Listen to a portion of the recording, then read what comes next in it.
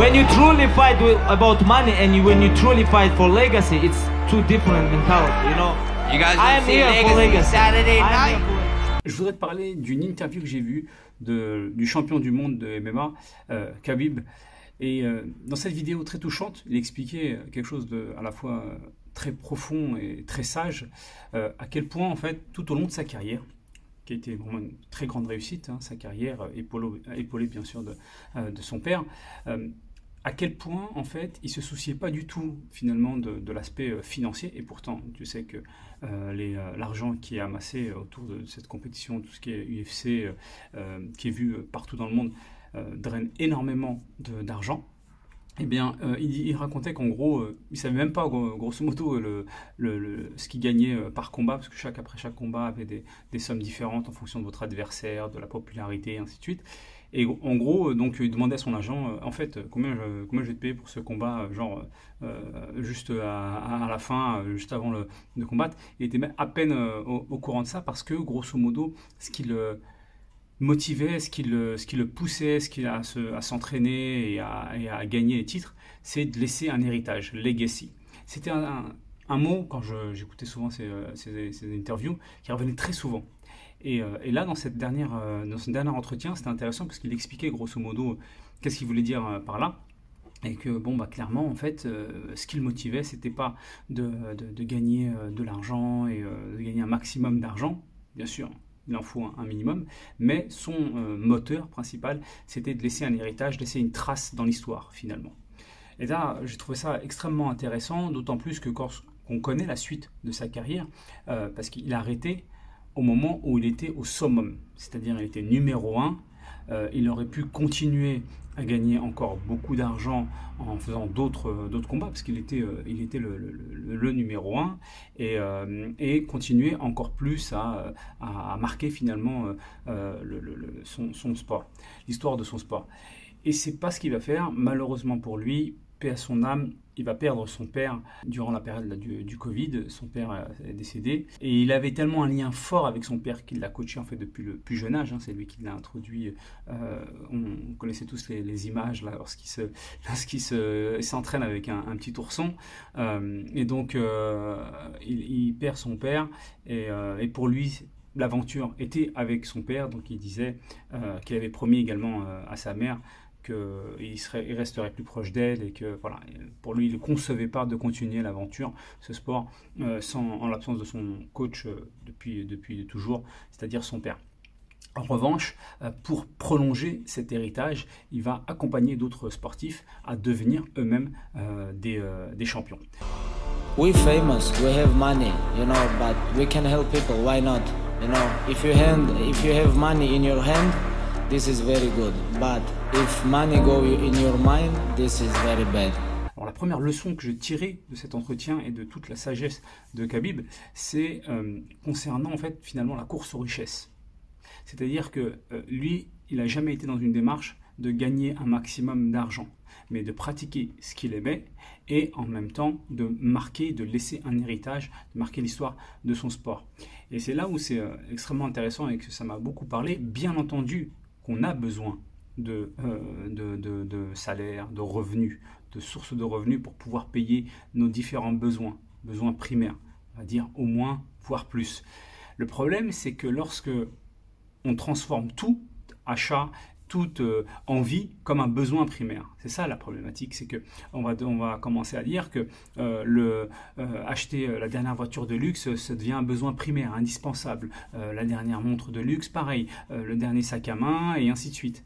Et le problème, c'est ce glissement qu'il y a entre ce dont j'ai réellement besoin pour pouvoir ensuite être heureux et profiter des différentes choses de la vie, et tout simplement inclure tout un tas d'envies qui arrivent au quotidien, marketé par la pub et par la société, vouloir impressionner les autres, et ensuite le transformer comme un besoin primaire indispensable pour lequel je dois courir et stresser et finalement un petit peu me pourrir la vie pour absolument atteindre ces objectifs matériaux. Donc c'est à mon sens là où le glissement se fait, et qu'il est extrêmement important de bien comprendre que ton bonheur ne va pas dépendre de tous ces matériels que tu vas accumuler au fur et à mesure, ou même de ces biens, ou même peut-être même de certains objectifs que tu t'es donnés au niveau revenu pour impressionner les autres, ton bonheur ne va pas être lié à ça. Et moi, ça m'a beaucoup parlé parce que effectivement, quand on était c'était à peu près en 2012, j'avais des business, j'avais donc biens immobiliers, voitures, ainsi de suite, et je vais décider de tout plaquer. Je vais décider de tout vendre, vraiment tout vendre ce que j'avais en France, parce que j'avais compris qu'il y avait des choses plus importantes et que mon bonheur n'allait pas être juste à amasser du matériel et vivre dans la vie dans laquelle je vis. Bien sûr, c'était un choix qui a énormément surpris.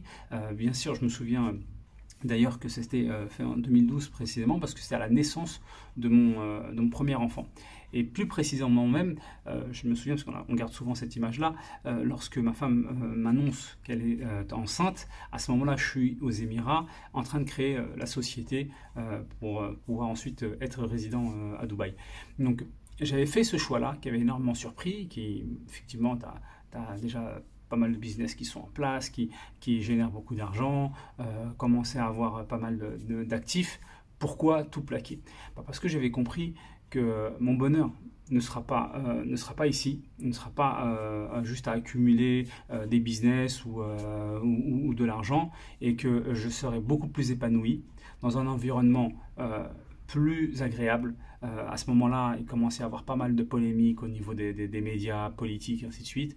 Un environnement naturel et pas forcément être connecté à courir après l'argent. Donc ça, c'est une décision que j'ai prise et bien m'en a pris. 10 ans plus tard, je suis très content de ce choix. Je suis très content de vivre entre la montagne et la mer. À présent, j'étais à Dubaï, maintenant je suis en Turquie, dans le sud de la Turquie. Pouvoir profiter de la nature, passer beaucoup plus de temps avec mes proches. Bien sûr, développer des sources de revenus à côté, parce qu'encore une fois, comme on l'a dit, on a besoin d'avoir un minimum de revenus pour payer ses frais du quotidien. Ça, c'est indiscutable. On doit le faire et ça fait partie de notre journée finalement. Une partie de notre journée doit être consacrée à mettre ça en place, à travailler, à gérer ces choses-là pour avoir cette source de revenus. Mais c'est pas pareil que de dire que c'est un moyen de vie et c'est pas le but de ma vie et de notre vie. And that's why we have to stay focused, stay humble, help people. This is very important. If you help people, why I cannot help him? I'm gonna help him. It's like this is very important for us. Even if you make one kid happy, it's gonna be big honor for me. Et le deuxième point important après la course des richesses, c'est l'héritage. Quel héritage vais-je laisser? Quelle trace je vais laisser dans cette vie où je ne suis que de passage? Qu'est-ce que je vais laisser à mon prochain et aux personnes qui vont suivre? Donc bien entendu, ça commence d'abord par les nôtres, ceux qui nous entourent, et j'ai envie de dire même en priorité nos enfants, car le meilleur héritage qu'on laisse à nos enfants, c'est pas une fortune, c'est pas des biens matériels sur lesquels ils vont s'entre-déchirer, mais au contraire une éducation. Cette éducation passe par de la présence et de l'amour. Plus on est présent, plus on peut donner de l'amour, plus on peut donner une meilleure éducation. Et ça, c'est clair que on aura une meilleure société à partir du moment où nous, en tant que parents et en tant que frères, sœurs et autres, nous donnons une meilleure éducation à nos proches, ce qui permettra d'avoir une meilleure éducation de la famille et donc une meilleure éducation au niveau de la société. Ça, c'est la première, j'ai envie de dire, le premier point, c'est de prendre en considération l'importance de l'éducation que l'on donne à nos enfants qui passe par de la présence et suite. Et c'est sûr. Pourquoi il y a une certaine opposition avec la course aux richesses? Tout simplement que si ta priorité c'est que d'accumuler des biens ou de l'argent, forcément ça va se faire au détriment du temps que tu vas donner et même de la qualité de ce temps en termes de quantité et en termes de qualité que tu vas donner et que tu vas consacrer à tes proches. Ça, c'est le premier point. Deuxième point, en dehors de ce cercle plus large, c'est de donner de l'information, partager de l'expérience. Et c'est l'objectif de ma chaîne. Partager de l'expérience, que ce soit pour atteindre la liberté financière, en proposant des différentes sources de revenus, de se diversifier et d'avoir différentes sources de revenus, qu'elles soient petites, moyennes ou vraiment importantes, mais au moins avoir différentes sources de revenus pour pouvoir atteindre cette liberté financière, car effectivement c'est le premier sujet. Comme je l'ai dit au début, on a besoin forcément d'un revenu pour ensuite gagner en épanouissement, en liberté. Ensuite, l'expatriation, je te le partage également dans cette vidéo, c'est la liberté géographique et la liberté intellectuelle. Voilà, être informé. Un des produits qui illustre parfaitement ce que je suis en train de te dire, c'est les livrets que j'ai lancés avec la maison d'édition, la maison de la sagesse.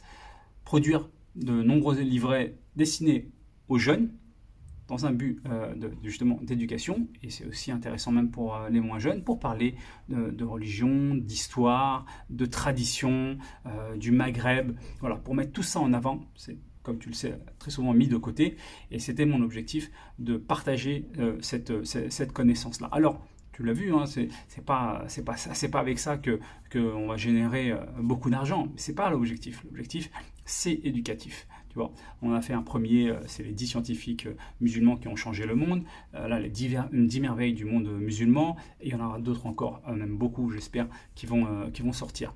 C'est dans cet objectif-là, c'est de partage de la connaissance, c'est de laisser un héritage, de dire voilà ce qui a été réalisé, ce qui peut servir à beaucoup, et de laisser quelque part une petite trace. Ce qu'il faut retenir dans tout ça, c'est que on doit penser à laisser un héritage. On doit garder en tête qu'on n'est là que de passage et que la course aux richesses ne contribuera pas à notre bonheur, premièrement, et deuxièmement, qu'on doit se poser cette question, quel héritage je dois laisser pour nos enfants.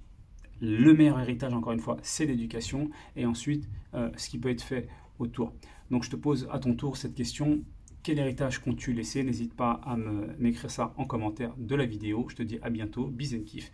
Ciao, ciao.